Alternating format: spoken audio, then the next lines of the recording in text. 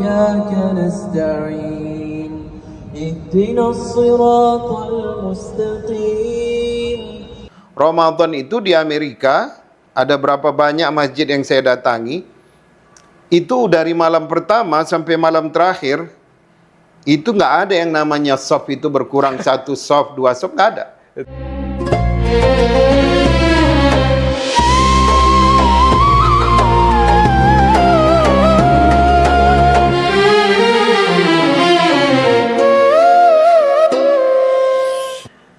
Bismillahirrahmanirrahim. Assalamualaikum warahmatullahi wabarakatuh. Alhamdulillah wassalatu wassalamu ala rasulillah wa la hawla wa la quwata illa billah, amma ba'du. Hadirin pemirsa Al-Wasliyah TV dimanapun Anda berada, alhamdulillah senang sekali saya Muhammad Aqil Haidar bisa membersamai Bapak Ibu sekalian. Dan alhamdulillah pada kesempatan kali ini kita tidak hanya sendiri, tetapi alhamdulillah saya ditemani oleh Kiai Haji Marjuan LCMA. Apa kabar Ustaz? Alhamdulillah sehat, Haidar. Alhamdulillah sehat juga. Beliau ini adalah Ketua Umum IGDA, ya, Ikatan Guru dan Dosen Al-Wasliyah.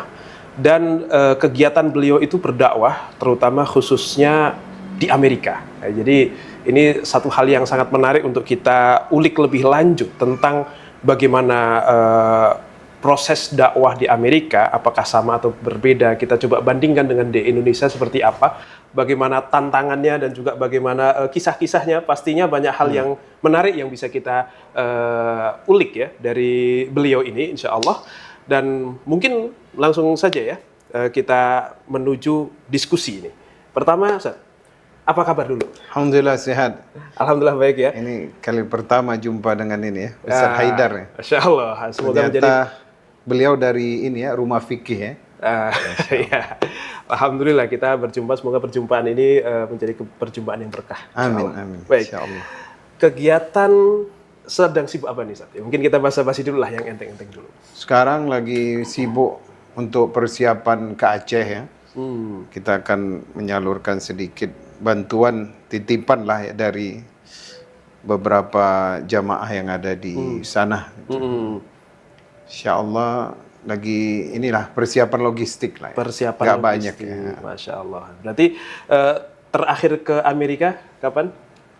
Saya baru pulang itu tanggal 21 Januari baru sampai di sini ya. Masya Allah, ini Ya, baru awal Februari, 2 minggu yang lalu. Iya benar. Oh, tapi sudah nggak jet lag ya Ustaz ya? Sudah. Oh sudah. Terus rencana ke Amerika lagi kapan ini kira-kira nih? Saya itu biasanya dipanggil itu kalau musim dingin ya. Biasanya mulainya Oktober itu. Oktober berarti langsung itu sampai Iya, Februarian berarti ya? Iya. Oke. Pertengahan Januari bisa sampai 3,5 bulan. Masya Allah. Oke, ini jadi berdakwah di Amerika yang dakwah orang Indonesia ini luar biasa, satu hal yang menarik yang bisa kita ulik. Tep, mungkin pertanyaan pertama Ustaz. Kok tertarik dakwahnya di Amerika gitu? Apa yang membuat Amerika itu menarik untuk didakwahi? Gitu? Iya. Sebenarnya memang ini terlebih dahulu saya sapa dulu ya. Monggo, silakan. Assalamualaikum warahmatullahi wabarakatuh, pemirsa AWTV yang dimuliakan oleh Allah Subhanahu wa taala. Alhamdulillah kita berada di bulan Ramadan dan saya ditemani oleh Ustadz Haidar ya. Dan ini perjumpaan pertama saya dengan beliau. Jadi pertama sekali itu sebenarnya itu memang diarahkan Allah Subhanahu wa taala aja ya kan. Jadi waktu dulu selesai kuliah di Jordan tidak pernah terfikirkan gitu untuk berdakwah ataupun menjadi dai. Dulu pengennya selesai dari Jordan ya seperti kebiasaannya teman-teman jadi dosen. Kemudian nggak pernah kepikir juga bukan travel. Saya cuman kepikirannya jadi dosen, kemudian punya sekolah gitu ya, tingkat SMP, SMA atau pesantren. Ya. Kemudian pada suatu saat ketika saya diminta untuk menemani anak-anak SMA untuk overseas program, jadilah saya yang menemani pembimbing agamanya. Pada waktu itu 2017 ke Kanada. Oke. Ternyata di tempat yang saya datangi itu banyak Muslim Indonesianya.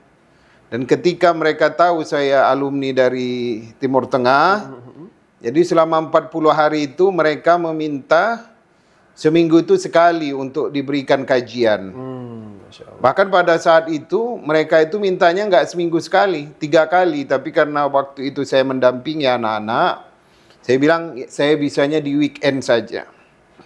Ya, ternyata mereka antusias dengan adanya saya ya yang waktu itu masih menjadi guru agama. Kemudian mereka memanggil kita dengan ustadz dan mereka tertarik dengan kajiannya. Kemudian akhirnya ya ternyata apa yang kita sampaikan itu bermanfaat untuk kehidupan mereka di Kanada pada saat itu. Akhirnya ya karena juga yang apa namanya itu yang kita terima itu jauh berbeda ya dengan yang kita terima waktu di tanah air ya. Iya.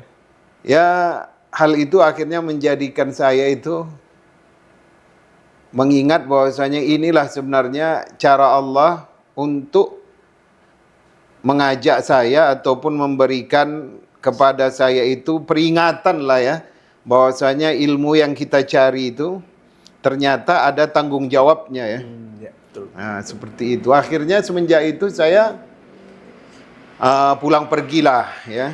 Dulu dari 2017 itu di Kanada aja. 2022 baru 5 tahun setelah itu baru saya ke Amerika. Oh, berarti awal pertama 2017, Ya. kemudian 2022, 18. oh 18, Iya, oke. kemudian saya istirahat 2019, 2020 saya Mungkin- pergi Oh, sebelum 2020 Covid ya. masih pergi ya? Iya, Pada ke COVID. Kanada juga, 2021 juga pergi.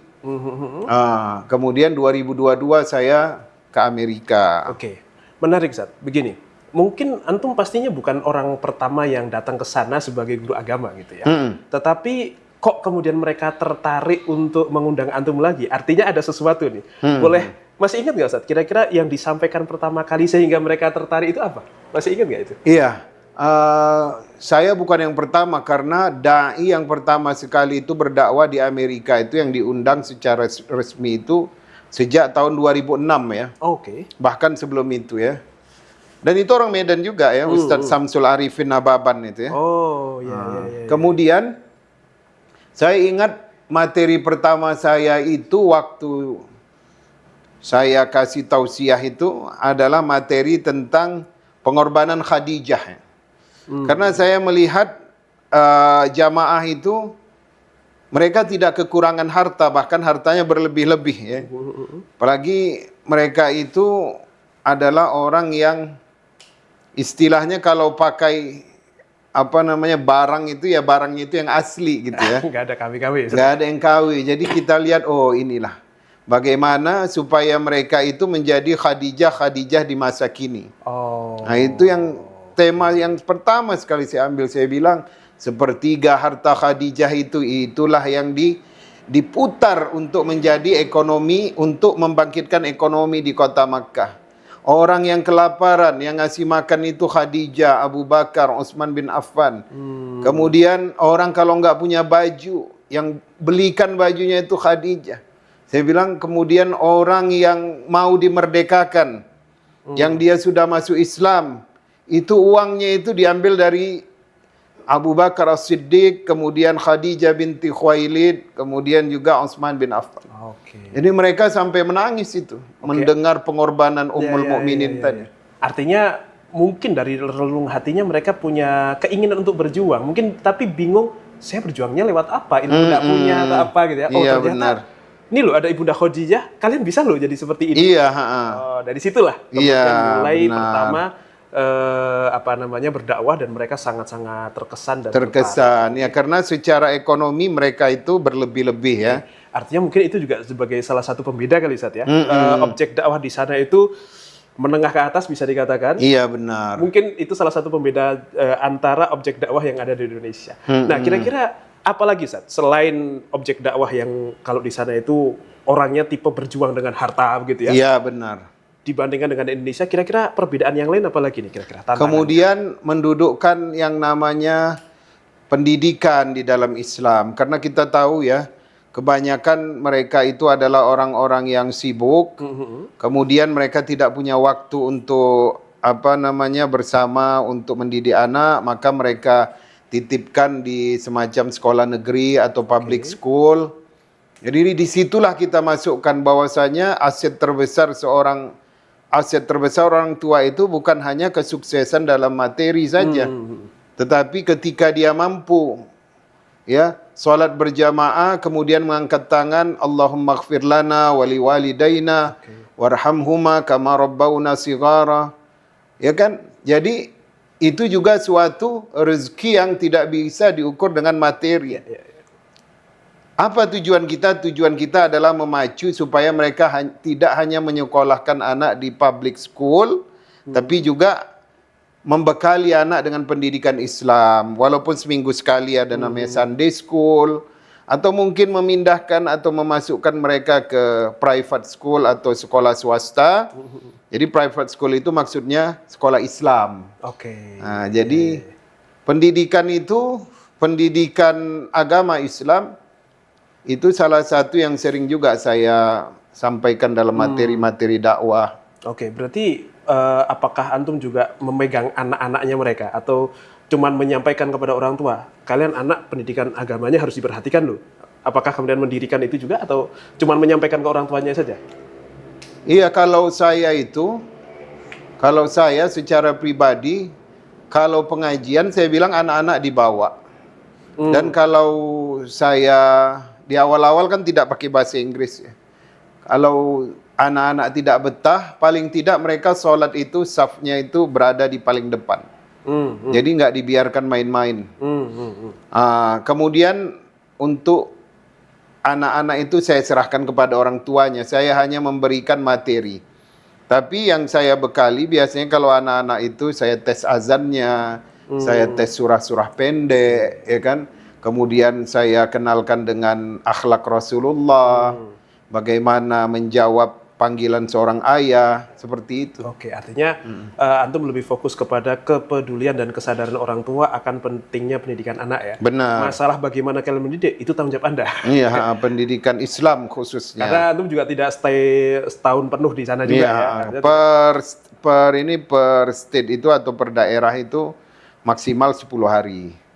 Artinya cuman ya enggak mungkin bisa menjaga seluruh anaknya dari A sampai Z gitu ya. Iya benar. Semakin banyak kotanya, maka semakin singkat waktunya. Masya Allah. Berarti tidak hanya satu kota berarti ini ya? Oh iya, dari timur ke barat, utara ke selatan Amerika itu. Maksudnya utara ke selatan Amerika Serikat. Gitu.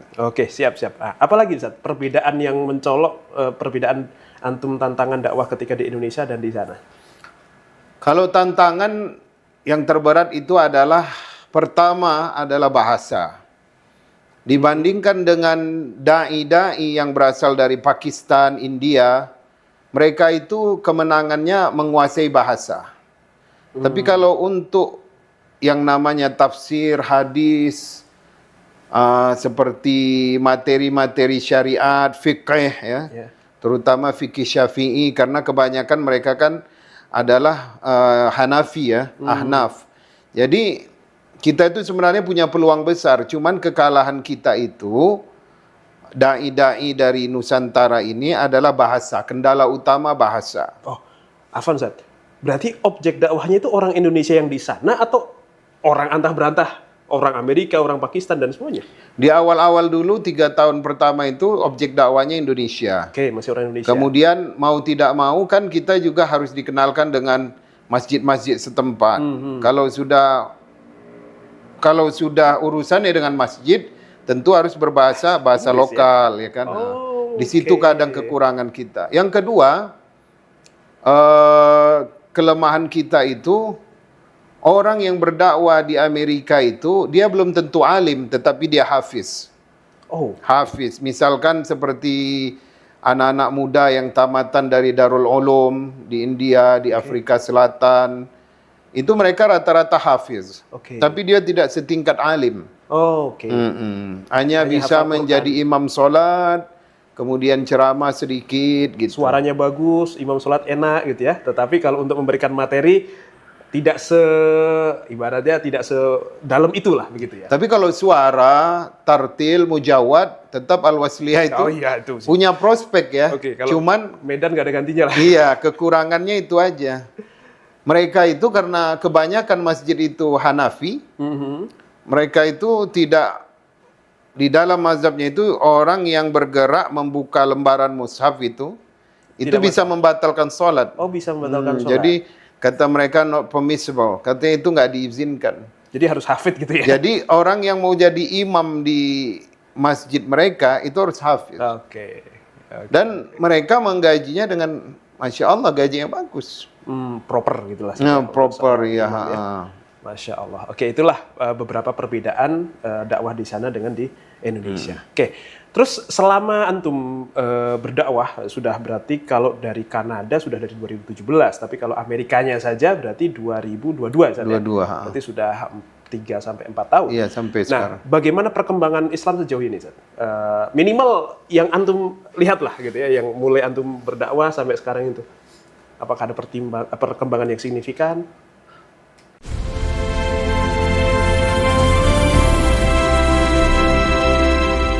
Bismillahirrahmanirrahim. Assalamualaikum warahmatullahi wabarakatuh. Ajarakumullah fima a'taitum wa baraka fima abqaitum wa ja'alahu lakum tahira.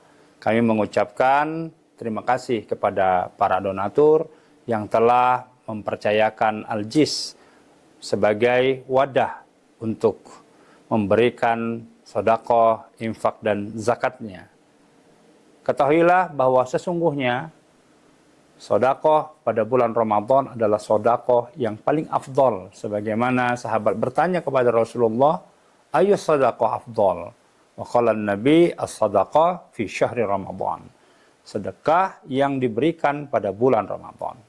Dan Rasulullah SAW adalah orang yang paling dermawan. Tetapi pada bulan puasa Rasulullah jauh lebih dermawan daripada hari-hari biasanya. Inilah kesempatan emas bagi kita untuk menyalurkan zakat, infak, sedekah kita kepada lembaga amil zakat yang insya Allah amanah dan terpercaya, yaitu Al-Jis. Insya Allah mudah-mudahan apa yang Bapak Ibu amanahkan kepada lembaga amil zakat Al-Jis, insya Allah akan dapat dipertanggungjawabkan dunia dan akhirat. Wassalamualaikum warahmatullahi wabarakatuh. Amerika itu untuk tahun 2024 yang masuk Islam itu ada 1,5 juta. 1.500.000. 2024 aja. Belum lagi 2025 itu baru Amerika. Belum Kanada, belum Eropa seperti Inggris, Jerman ya. Artinya trennya naik ya, Ustaz? Trennya naik. Justru kalau dibandingkan dengan tanah air, justru umat Islam di Indonesia ini kan berkurang ya. Malah ya? Malah berkurang, trennya turun. Kemudian trennya turun bukan hanya pemurtadan saja, tapi juga ada yang namanya agnostik ya, tidak mengakui adanya agama, kemudian nanti ada mulhid, ateis. Iya. Jadi banyaklah yang membuat Gen Z itu meninggalkan agama. Tapi kalau di Amerika, negara-negara barat lah pada umumnya itu trennya naik. Pertama, banyaknya gereja yang berubah menjadi masjid. Per tahun ini Indonesia itu nambah 2 masjid. 2024 itu 1 masjid di Atlanta. 2025 nambah 1 masjid di tempat yang sangat dingin. Di situ banyak imigran dari Syria karena perang dulu tahun 2012. Mereka orang Indonesia beli 1 gedung dan sekarang lagi direnovasi di Edmonton itu namanya Masjid Islamic Center of Edmonton gitulah. Intinya umat Islam di Amerika itu angkanya itu terus naik. Dan setiap ada gereja yang dijual, itu yang berminat itu adalah umat Islam. Yang kedua orang Hindu, orang India. Biasanya bersaing itu dalam memperebutkan 1 gereja. Siapa cepat dia dapat begitu ya. Kemudian juga secara culture-nya umat Islam di Amerika itu lebih didominasi oleh orang-orang Asia Selatan, kemudian dengan Timur Tengah. Jadi Islamnya lebih serius dibandingkan umat Islam di Indonesia. Contoh saja Ramadan. Ramadan itu di Amerika, ada berapa banyak masjid yang saya datangi, itu dari malam pertama sampai malam terakhir, itu nggak ada yang namanya soft itu berkurang 1 soft, 2 soft, nggak ada. Itu nyindir mana nih, Ustaz? Kalau di Indonesia kan seminggu itu Masih hilang full, ya? ada 7 soft, 8 soft. Ya. Itu baru seminggu, Ustaz, ya? Tinggal 2 soft ya kan. Tapi kalau di Amerika itu justru mereka itu Stabil ya? bukan, Islamnya itu naik terus. Bukan hanya jumlahnya, tetapi kualitas imannya itu naik. Kalau boleh tahu, antum mengamatinya kenapa nih, Ustaz? Faktornya apa? Kok di Indonesia turun dan di sana malah cenderung naik? Apakah faktor pendidikan kah? Atau faktor kejenuhan mereka dan kejenuhan kita orang Indonesia dengan agama sebelumnya kah? Atau apa nih kira-kira? Iya, faktor utama yang pertama itu orang Amerika karena sistemnya kapitalis ya. Kapitalis, jadi mereka itu dibuat seperti robot, sapi perah. Ya. Orang Islam kalau dia tidak berhubungan dengan masjid, dia bisa menjadi stres berlebihan, bisa bunuh diri, bisa cerai, keluarga tercerai-berai. Jadi kebanyakan mereka bilang, saya kalau nggak ada masjid, hidup akan berantakan. Jadi mereka ke masjid itu untuk menenangkan diri, kemudian untuk mendapatkan pencerahan, atau juga untuk mendapatkan yang namanya teman yang baru, karena dari seluruh dunia ada bangsanya di situ dengan berbagai macam budayanya. Tapi kalau umat Islam di Indonesia ini, karena kita ini hidupnya terkesan santai ya kan, karena kita juga musimnya nggak 4 musim gitu ya. Kalau mereka kan, mereka kalau nggak siap-siap di musim musim semi, mereka nggak akan panen di musim panas. Iya. Mereka kalau nggak zaman dulu gitu ya, kalau nggak mengaduk itu susu menjadi keju, maka itu tidak akan bisa menjadi keju susu itu di musim dingin. Iya. Jadi mereka hidupnya penuh dengan plan. Kalau kita ini karena sepanjang musim bisa bercocok tanam, jadi ngalir aja, hidupnya nyantai. Terlalu santai. Jadi kemudian yang kedua, orang Islam di Indonesia itu ya Ramadannya itu dibagi 4. Kalau orang di barat itu Ramadannya dibagi 1 aja. Oke. 4 itu apa? Ramadan for God katanya. Ramadan hanya untuk Allah. Kalau di Indonesia itu kan Ramadannya dibagi 4. Jadi katanya the first weekend itu minggu pertama itu for God, itu untuk Allah Subhanahu wa taala ya, maka masjid penuh ya. Kemudian the second week itu adalah Ramadan untuk kerabat dan sejawat.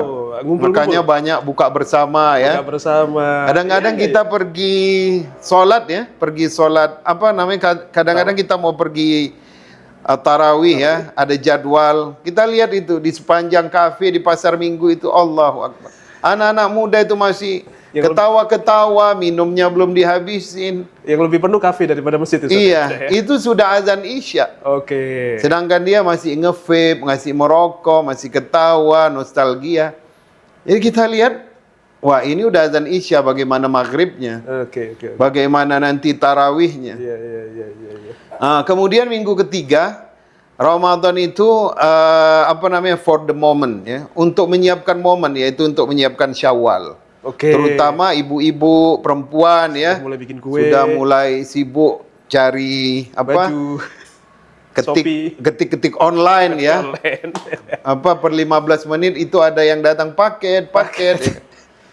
Lagi baca Quran bentar, ambil paket, baca Quran bentar, ambil paket, akhirnya Quran ditutup, udah nungguin paket aja. Nungguin paket aja, ya kan? aja ya. Jadi kadang-kadang ibu-ibu Tanah Abang sebegitu besarnya ya, kalau dijadikan 1 lantai itu, yang 7 lantai itu bisa berapa hektar. Itu bisa dikelilingi oleh ibu-ibu itu. Padahal yang dicari mungkin 2 atau 1 baju aja ya, 3 baju. Tapi kalau untuk tarawih, Ya udah, akhirnya nggak kuat lagi betisnya. Betul. Yang keempat itu Ramadan itu untuk vacation, untuk apa, jalan-jalan.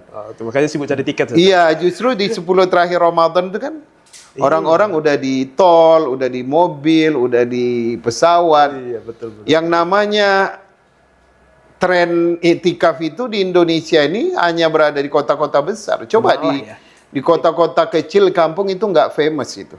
Maksud saya, ada masjid di Maroko itu, Muhammad As-Sadis itu, malam 27 Ramadannya itu, yang Qiyamul Lailnya itu, jamaahnya 800.000. 800.000. 800.000. Qiyamul Lail bukan tarawih. Qiyamul Lail. Tren iktikaf itu di Indonesia ini hanya berada di kota-kota besar. Coba di kota-kota kecil, kampung itu nggak famous itu. Maksud saya, ada masjid di Maroko itu, Muhammad As-Sadis itu, malam 27 Ramadannya itu, yang Qiyamul Lailnya itu, jamaahnya 800.000. 800.000. 800.000. Qiyamul Lail bukan tarawih. Qiyamul Lail. Dan itu terbesar kan. Kalau Masjidil Haram, Masjid Nabawi itu kan nggak masuk hitungan ya. Karena orang datang. Ini penduduk lokal 800.000. Seistiqomah itu. Maka saya lihat ketika berada di Amerika, ternyata Ramadan itu lebih khusyuk di Amerika. Apakah mereka kemudian rujukannya Timur Tengah yang seperti itu? Ya untungnya nggak merujuk ke Indonesia ya. Iya. Untuk hal itunya ya. Karena orang Indonesia kan hanya berapa persen aja kan. Dan mereka istilahnya adalah orang-orang yang sibuk lah ya. Biasanya para pakar, para Artinya apakah ahli. di sini dipengaruhi oleh yang membawa Islam juga kepada mereka? Enggak. Yang itu ternyata budayanya adalah budaya orang Asia Selatan, India, Pakistan, kemudian juga budaya orang yang di Timur Tengah. Karena umat Islam yang menjadi imigran terbesar di Amerika itu adalah dari Timur Tengah. Oke, ya artinya karena pengaruh, untungnya bukan banyak orang Indonesia di sana gitu ya, sehingga Islamnya itu seperti itu. Mungkin kalau dibandingkan dengan orang Indonesia, kita yang malu saat ya, waduh Indonesia seperti ini gitu ya. Ya semoga orang Indonesia di sana inilah terpengaruh dengan Islam mereka. Kalau di sana orang Indonesianya, mereka adalah orang-orang yang khusyuk di bulan Ramadan. Yang khusus juga ya, alhamdulillah. Oke, baik. Kemudian negara bagian mana nih Ustaz kira-kira yang kemudian, kan banyak nih, Amerika kan serikat ya, jadi negara-negara bagian gitu. Negara bagian mana yang kemudian paling bisa dikatakan perkembangan Islamnya paling luar biasa gitu? Monggo. Kalau saya lihat dari timur itu kan ada yang paling terkenal, kotanya yang paling besar itu New York ya kan. Kalau di barat itu, barat Amerika itu yang paling besar itu Los Angeles, negaranya California. Kalau melihat prospek, memang sekarang kan udah ada ini mayor baru di New York ya. Mayor itu wali kota. Zohran. Zohran Momdani ya. Merupakan anak imigran kelahiran Kenya ya. Imigran dari India, kemudian ke Kenya, kemudian pindah ke Amerika, menikah dengan seorang wanita Sunni walaupun sangat modern, yaitu seorang wanita Syria. Jadi memang latar belakangnya Islam ya. Dan Presiden Amerika kayak Donald Trump itu selalu menjatuhkan Zohran itu dari segi keislamannya, bukan keintelektualannya. Karena Zohran Momdani itu termasuk pemuda yang sukses dalam karir politiknya di Demokrat. Dan itu tidak pernah mendapatkan pujian dari Trump. Tetapi Trump itu selalu menyerangnya dari sisi agamanya. Misalkan Trump itu mengatakan semenjak London itu wali kotanya seorang Muslim, Trump nunjukin data penurunan ekonomi, kemudian naiknya angka kriminalitas, dan bla bla bla bla bla. Kemudian Trump nanya, wahai warga New York, apakah kalian siap dengan kepemimpinan seorang Muslim? Oke. Tapi ternyata itu tadilah ya, memang fenomena politik ini itu disebabkan oleh interaksi sosial. Maksudnya interaksi sosial, dahulu orang Amerika itu, anak-anak muda itu selalu pengen jadi orang Yahudi. Kenapa? Karena orang Yahudi itu rata-rata yang mempunyai perusahaan-perusahaan raksasa yang menguasai seluruh dunia. Jadi kalau mau sukses, bertemanlah sama orang Yahudi. Kalau mau sukses, ya, tamaklah seperti orang Yahudi. Oke, Kalau masih mau material tapi, menguasai ekonomi Amerika, jadilah seorang yang mengagungkan sistem ribawi ala Yahudi. Oke. Tapi dengan adanya kejadian 7 Oktober di Gaza itu, kemudian pembantaian besar-besaran genosida yang dilakukan oleh Israel terhadap muslimin di Gaza dan di tepi barat, sebagian kecil di tepi barat, itu merubah paradigma orang-orang di Amerika Serikat. Dan itu efeknya sangat dahsyat. Karena apa? Karena media sosial itu kan berperan di situ. Ketika dilihat anak kecil lepas kepalanya, ketika dilihat perempuan itu ummahat, ibu-ibu itu disejajarkan dan mereka sudah berupa jenazah, ya, itu membuka paradigma orang-orang di Amerika bahwasanya Yahudi itu bukan sebaik-baik manusia, Jahat gitu ya. iya, mereka adalah orang yang bengis, mereka mencuri tanah orang, kemudian mereka adalah orang yang haus terhadap kekuasaan, mereka menghalalkan pembunuhan. Jadi keinginan yang dulu itu berubah karena Yahudi ini, dia itu sudah mendapatkan kezaliman sejak lama, sejak dahulu di Jerman oleh Hitler. fasis Nazi, oleh Hitler. Akhirnya apa? Mereka keluarkan, ini perusahaan-perusahaan raksasa keluarkan duit yang banyak untuk mengirim profesor-profesor keturunan Yahudi, ya, membawa suatu kurikulum yang itu adalah menunjukkan bahwasanya orang Yahudi ini sudah lama dizolimi. Dan itu puluhan tahun itu. Paradigma itu dicekokin. Iya, dan itu biayanya besar dikeluarkan oleh pengusaha-pengusaha itu untuk merubah paradigma dunia terhadap Yahudi. Tetapi itu 70 tahunan. Tapi dengan sedikit kejadian, Satu kejadian, ya, serangan 7 April itu oleh Hamas itu 7 Oktober 7 itu, Oktober. itu menghancurkan mimpi Yahudi. Masya Allah, luar biasa. Jadi orang Amerika itu, apalagi kulit putih, itu mereka sangat membenci orang Zionis. Artinya Buktinya simpati terhadap orang Zionis, terhadap orang Yahudi sudah musnah. udah, Sehingga hal itu sangat berpengaruh tentunya dengan keberadaan Islam di Amerika. Oke. Jadi akhirnya seburuk apapun perkataan Trump terhadap mayor yang agamanya Islam tadi, Zohran, itu tidak merubah sedikit pun keinginan warga New York untuk memilih Zohran Momdani. Ya. Artinya karena sudah media Itu sosial ada tidak bisa juga dikontrol, dari ya? Gaza Effect tadi itu. Oke. Dan tentu perkembangan dakwah di situ juga akan sangat berpengaruh.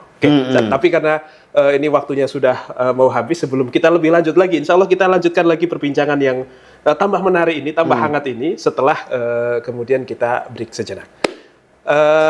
Baik, teman-teman dan seluruh pemirsa yang dirahmati Allah Subhanahu wa taala, kita jeda diskusi kita ini terkait dengan perkembangan dakwah Islam di Amerika Serikat bersama Ustadz kita, yaitu Ustadz Marjuan. Ya, insya Allah kita lanjutkan di lain kesempatan. Mungkin cukup itu dulu, Ustadz, untuk kesempatan kali ini. Makasih, Ustadz Nasrun Haidar. minallah wa fathul qarib wa basyiril mu'minin. Wassalamualaikum warahmatullahi wabarakatuh. Waalaikumsalam.